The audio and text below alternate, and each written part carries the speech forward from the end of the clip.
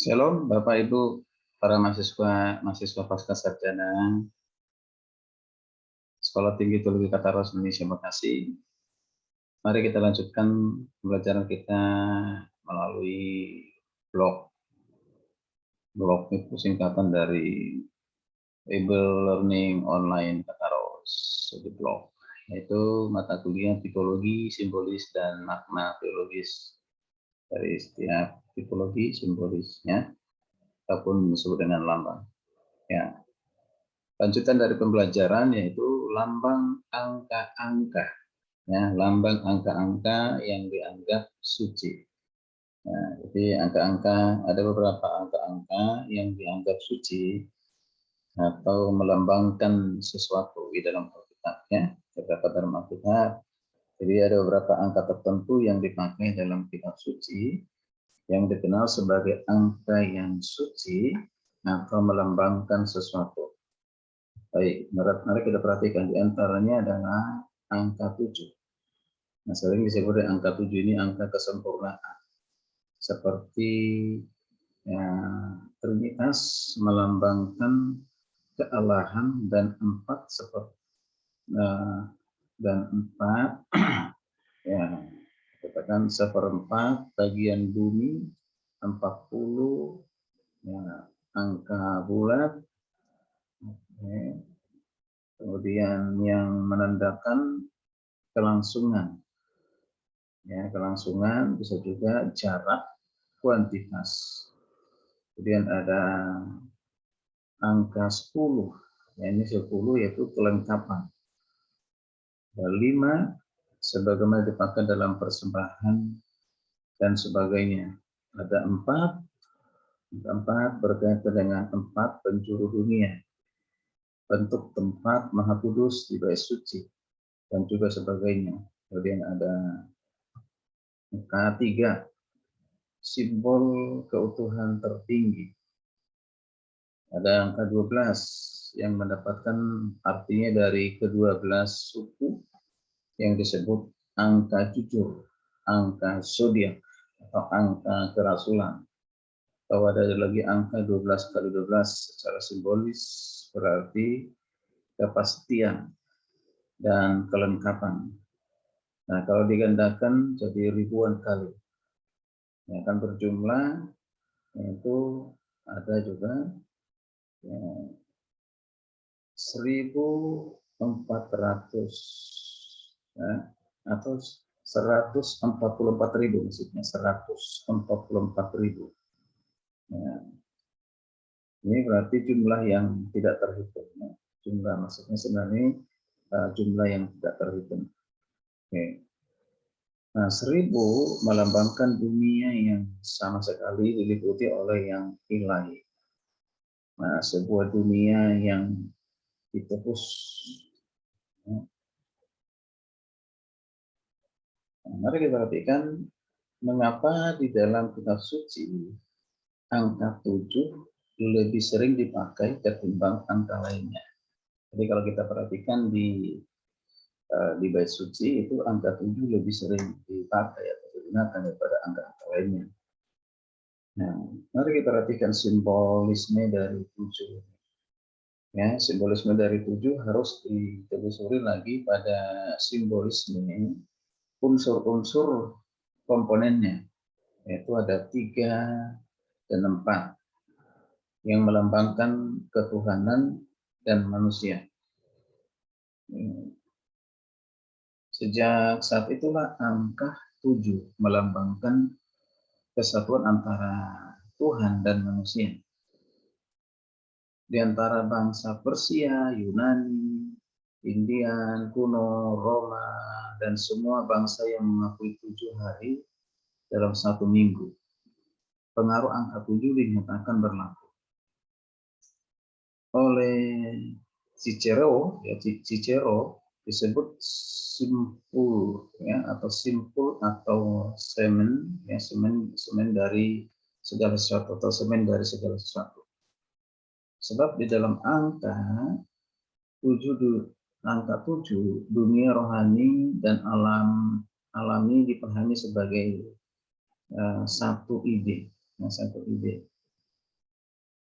Ada beberapa penulis menyatakan bahwa bangsa Ibrani ya, meminjamnya dari bangsa-bangsa penyembah ya, berhala, berhala tentang mereka. Itu. Kemudian hari Sabat adalah hari ketujuh, sehingga disarankan angka 7 menjadi pertemuan dari semua ya, periode suci. Bulan ketujuh diantarkan oleh perayaan meniup sangkakala, bulan ketujuh. Kemudian 7 minggu merupakan jarak waktu antara Paskah dengan Pentakosta dan seterusnya. Jadi mengakui angka 7 sebagai simbol segala sesuatu yang berkaitan dengan ketuhanan dan juga kemanusiaan. Baik, itu angka-angka. Masih kita perhatikan, masih angka. Itu angka 40 ya. Seringkali kita temukan dalam Alkitab ada angka 40, sebutan kepada angka 40. Ada Pak, apa arti angka 40 dalam kitab suci, dalam Alkitab?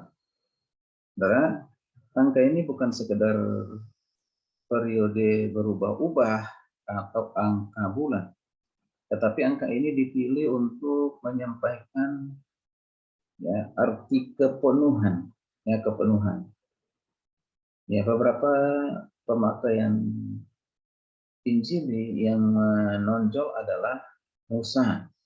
Ya, Musa berada 40 hari di atas gunung. Silakan nanti dibaca di Keluaran 24, 14 dan seterusnya. Kemudian selain Musa ada Elia. Elia dikuatkan oleh makanan dari malaikat, berpuasa selama 40 hari. Nanti dibaca dalam Raja 19 ayat 8. Hujan yang menyebabkan air bah turun selama 40 hari. Ini kisah Nuh ya. Kejadian 7:12. Nuh membuka jendela bahtera setelah 40 hari. Kejadian 8 dan 6. Para pemintai menghabiskan waktu 40 hari mencari ya Kanaan, atau mereka ya, itu diutus oleh Musa ya untuk menyelidiki tanah Kanaan yang akan dimana mereka bangsa Israel akan masuk itu selama 40 hari. Nah, kemudian kita perhatikan juga Musa 2 kali berpuasa dan berdoa selama 40 hari. Silakan dibaca kisah ini di Ulangan 9 ayat 14-25. Kemudian ada lagi Yeskiel menanggung hukuman kaum Yehuda selama 40 hari juga. Silakan dibaca di Yeskiel 4 ayat 6. Kemudian kita perhatikan Niniwe. Niniwe berdiri waktu 40 hari untuk bertobat. Diberikan waktu 40 hari untuk bertobat. Ya, silakan baca nanti di Yunus 3. Yunus 3 ayat 4. Kemudian bangsa Israel mengembara selama 40 tahun di padang belantara. Ya, ini ada di Bilangan 34 ayat 33. Kemudian kita lanjutkan lagi, Goliat menentang pasukan Saul selama 40 hari. Baca di 1 Samuel 17 ayat 16. Jadi 40 hari adalah lamanya masa untuk ya merempahi jenazah. Ada juga ya, yaitu 40 hari adalah lamanya masa untuk merempahi jenazah. Silakan dibaca di Keluaran 50 ayat 3. Tuhan berpuasa selama 40 hari, ya Tuhan Yesus ya. Berpuasa selama 40 hari di Matius 4 itu dan juga ada beberapa kitab yang lain. Tuhan yang telah bangkit ada di bumi selama 40 hari. Silakan dibaca di Kisah Rasul 1:3 ya. Jadi setelah Yesus bangkit masih ada 40 hari di bumi ini sebelum naik ke surga ya. Kemudian bangsa Yahudi dilarang ya mencambuk lebih dari 40 kali, dilarang, tidak boleh, jadi hanya 40 kali. Silakan dibaca di Ulangan 25 ayat ketiga. Ya, yang patut diperhatikan adalah Yerusalem dihancurkan juga selama 40 hari. Jadi Yerusalem dihancurkan 40 hari. Setelah kenaikan Kristus, kita perhatikan, ya, tradisi mengatakan bahwa Yesus berada dalam kubur selama 40 jam. Dan ada kata 40 jam. Bulan puasa Masehi berlangsung juga selama 40 hari. Juga berlaku pada masa karantina. Ya, itu 40 hari. Kemudian kita perhatikan Switin, Santa Switin, ya, Switin mendapatkan hujan 40 hari. Sementara banyak hukum kuno yang berkaitan dengan tabib, kesatria, suami istri, janda, hak perlindungan, denda, dan sebagainya. Semuanya ya berkerumun di sekitar angka ini, ya, sekitar angka 40 hari. Tuhan, jadi itulah lambang angka-angka yang dianggap suci. Ya, dalam Alkitab mungkin masih ada angka-angka yang lain.